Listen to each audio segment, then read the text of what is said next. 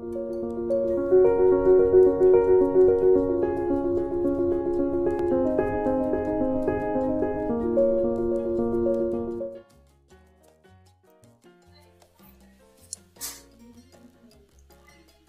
दोस्तों, डिजिटल ग्रामीण सेवा के इस YouTube चैनल में आपका स्वागत है। आज हम आपको बताने जा रहे हैं कि डिजिटल ग्रामीण सेवा के पोर्टल में आप अपना वॉलेट रिचार्ज कैसे कर सकते हैं। तो जैसे कि आप देख रहे हैं, हमारा पोर्टल लॉगिन हो चुका है। आपको करना कुछ नहीं है, फर्स्ट आपको वॉलेट रिचार्ज के ऑप्शन पे जाना है, देन आपको फंड रिक्वेस्ट पे जाना है।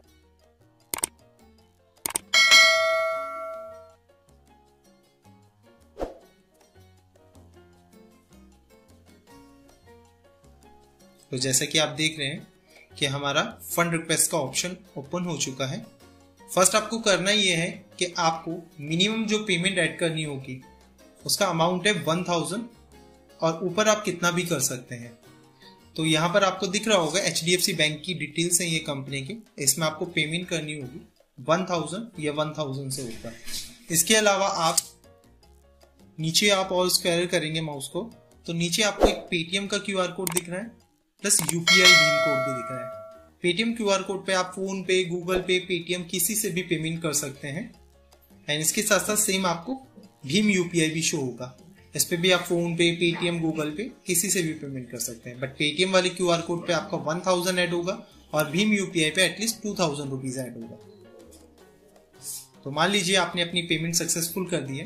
पेमेंट जैसी आप अगर अपने अकाउंट से करते हैं तो अकाउंट से पेमेंट करने के बाद बैंक से आपको एक मैसेज आता है जिसके अंदर आपको IMPS ट्रांजैक्शन ID मिलता है। एंड एक बात ध्यान रखिएगा, जो आप पेमेंट कर रहे हैं वो पेमेंट आपकी IMPS ही थ्रू होनी चाहिए। NFT मत कीजिएगा। NFT की जो पेमेंट होती है ना, वो आपकी मिनिमम एटलीस्ट 1 आवर्स बाद सामने वाले के अकाउंट में ट्रांसफर होती है। तो 1000 जैसे कि आपने पे कर दिया तो आप अमाउंट में 1000 रुपीज लिखेंगे। अगर आप अपने बैंक से पेमेंट कर रहे हैं तो IMPS के थ्रू आपको एक मैसेज सर्च मिलेगा, रिसीव होगा, जिसमें आपको IMPS ट्रांजैक्शन ID नंबर मिलेगा। वो IMPS ट्रांजैक्शन ID नंबर आपको बैंक रेफरेंस ID में लिखना है।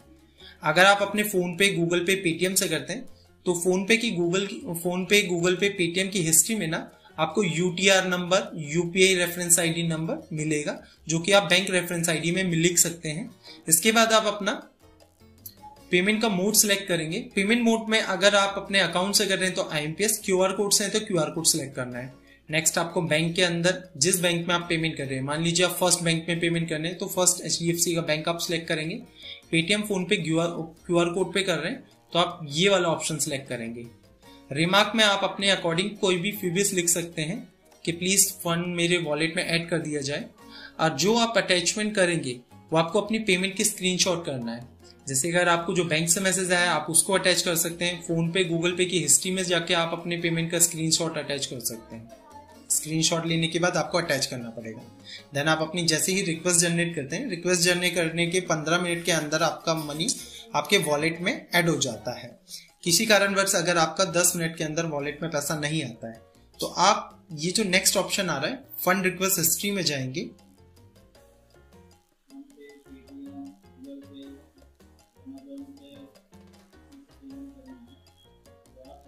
तो देख रहे हैं फंड रिक्वेस्ट हिस्ट्री का ऑप्शन ओपन हो चुका है।